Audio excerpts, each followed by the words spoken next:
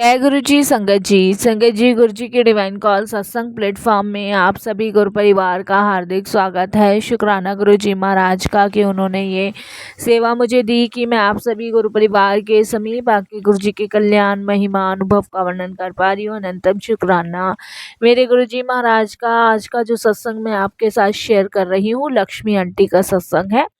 ये सत्संग हमें व्हाट्सएप के माध्यम से प्राप्त हुआ है। बहुत ही प्यारा सत्संग है, ब्लेसिंगफुल सत्संग है। तो मेरी विनती है सभी गुरु परिवार से कि आप सत्संग को अंत तक सुनिए, ध्यान से सुनिए, पूरा सुनिए। सत्संग का मतलब होता है सत्य का संग, और सत्संग की प्राप्ति साथ संगत जी हमें जब भी होती है जब गुरु कृपा होती है।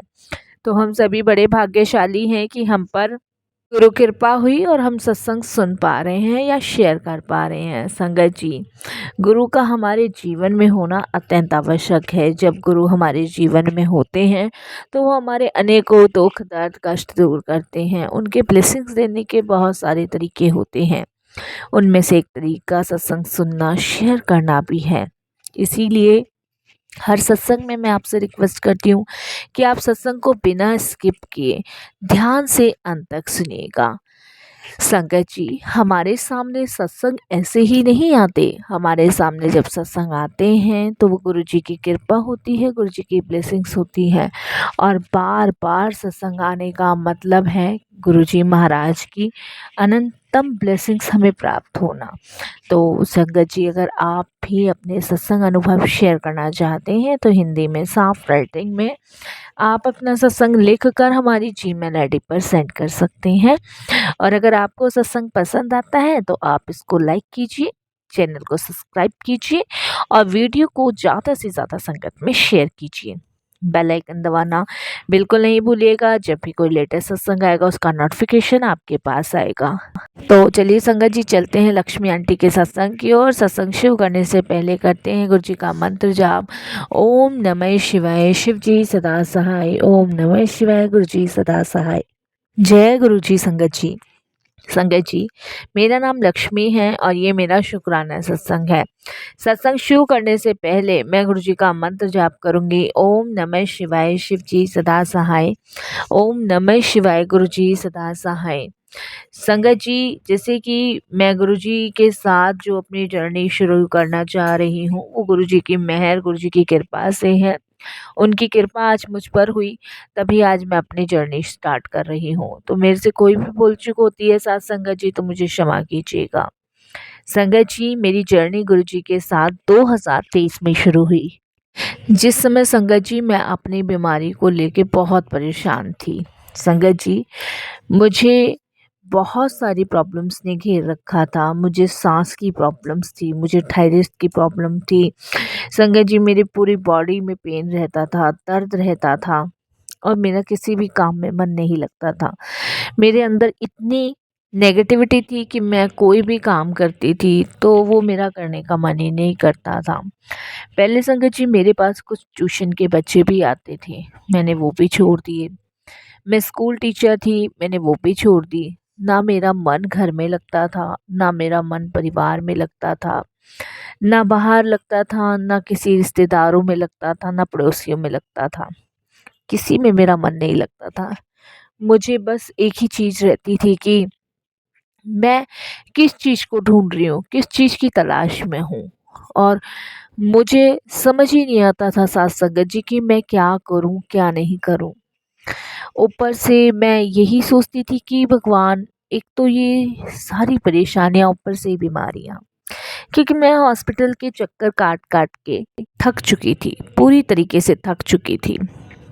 तब गुरुजी आए, जिन्होंने मुझे संभाला, जिन्होंने मेरे को हाथ पकड़ के चलना सिखाया, जिन्होंने मेरे अंदर के शरीर के जितने भी रोग थे वो दूर किए।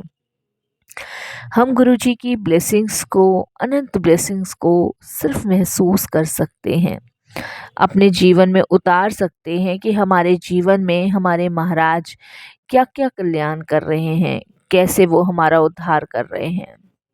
नहीं तो साथ संगत जी, यकीन मानिए, बिल्कुल यकीन मानिए कि हमें खुद भी नहीं पता होता कि हम कितने गहरे दलदल के, ऐसे गहरे जाल में फंसे हुए हैं। गुरुजी से मैं अपनी बेटी के माध्यम से मिली।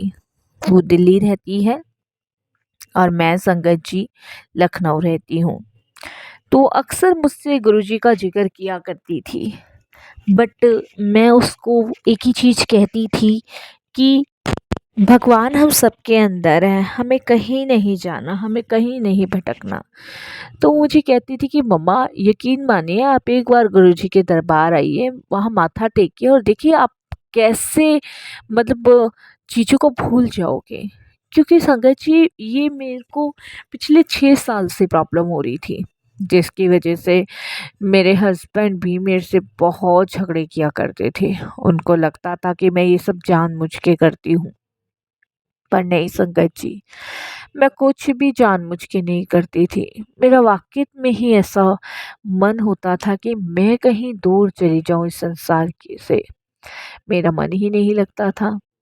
और दूसरा संगत जी, ये जो बीमारियाँ थी शरीर में, इसकी वजह से मैं टूट चुकी थी। खैर संगत जी, गुरुजी को शायद मेरा कल्याण करना था, इसीलिए उन्होंने मुझे अपने पास बुलाया। मैं लखनऊ अपनी बेटी और दामाद के घर गई। वहाँ पे जाने के बाद वो मुझे गुरुजी के बड़े मंदिर लेके गई। मैंने पहला मंदिर ऐसा देखा जहाँ पे बड़ी शांति अपने आप मुझे मिली, सुकून मिला। और वहाँ पे मेरी इच्छा हुई कि मैं बार बार यहाँ आऊँ।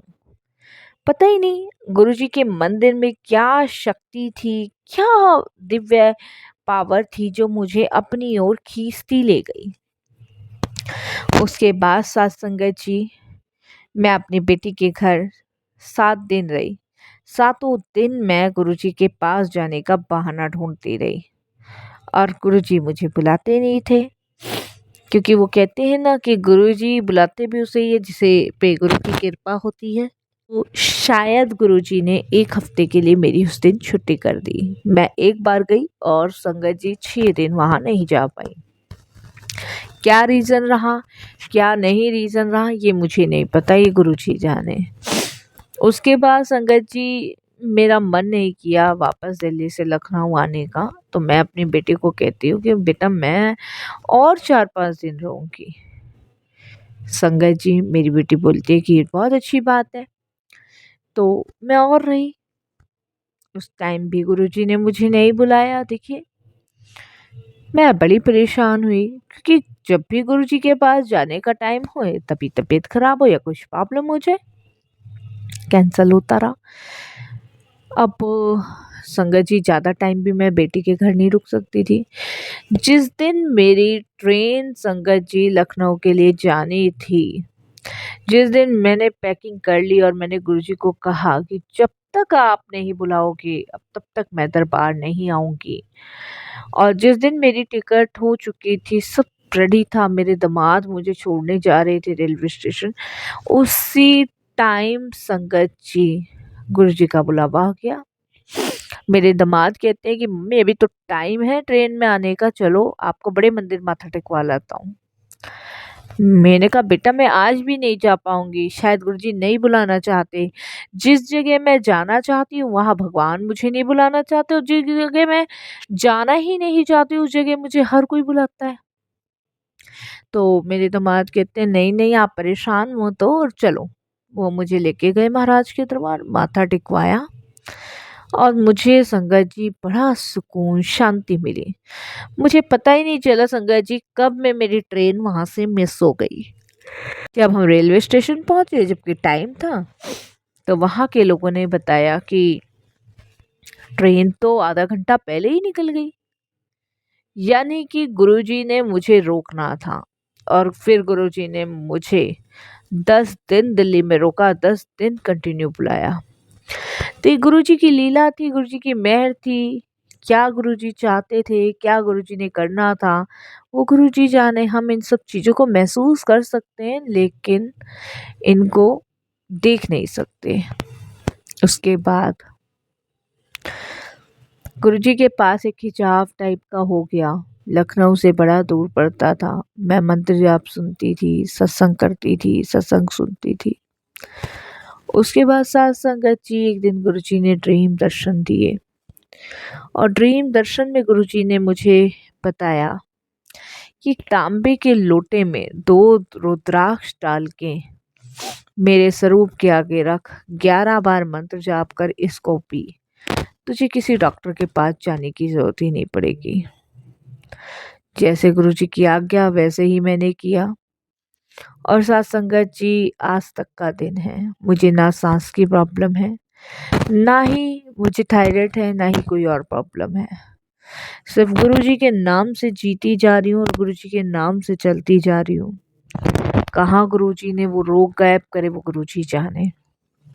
आज भी मैं तांबे के लोटे में जल भर के 2 रुद्राक्ष डाल के उसी का जल ग्रहण करती हूँ।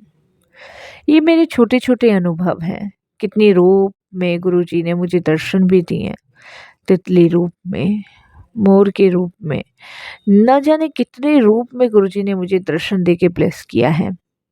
कभी रोटी के रूप में ओम बना है, कभी सब्जी में ओम बना है। तो गुरुजी के सत्संग सुनती तो पता चलता ही गुरुजी की ब्लेसिंग्स होती है अपनी संगत के लिए। और मैं गुरुजी से यही प्रेयर करती हूँ कि गुरुजी ऐसे ही आप अपने दिव्य दर्शन हमें देते रहें और हमें तारते रहें। अभी संगत जी, मैंने प्लान बनाया है कि मैं बैसाखी से पहले गुरुजी के दरबार जाऊंगी, वहाँ रहकर आऊंगी, गुरुजी का शुक्राना करके आऊंगी, क्योंकि गुरुजी ने जो किया है वो आज तक कोई डॉक्टर नहीं कर पाया, कोई नहीं कर पाया। मेरा अब हर काम में मन लगता है, मुझे शांति मिलती है।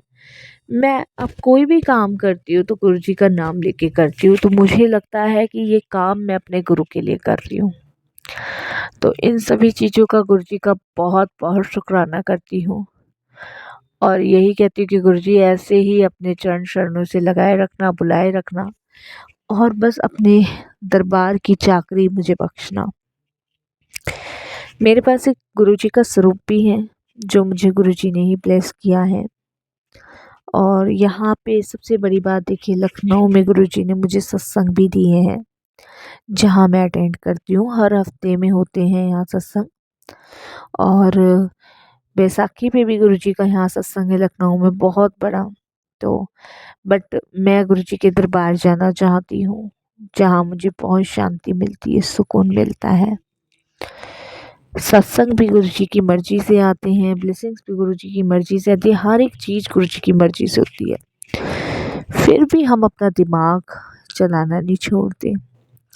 कभी कभी मेरे मन में आता है कि गुरुजी ऐसा होता तो ऐसा होता, ऐसा होता तो ऐसा होता, लेकिन गुरुजी उस चीज़ का जवाब मुझे तुरंत देते हैं। गुरुजी बताते हैं कि जो भी होता है वो मैं ही तय करता हूँ, मेरी मर्जी से होता है। तो शुक्राना गुरुजी, बहुत बहुत शुक्राना। सत्संग बहुत सारे हैं साथ संगत जी, बस यही अपनी वाणी को भी विराम दूंगी गुरुजी के मंत्र जाप से। कोई भूल चूक हो तो क्षमा कीजिएगा। ओम नमः शिवाय। शिव जी सदा सहाय। ओम नमः शिवाय। गुरुजी सदा सहाय। जय गुरुजी।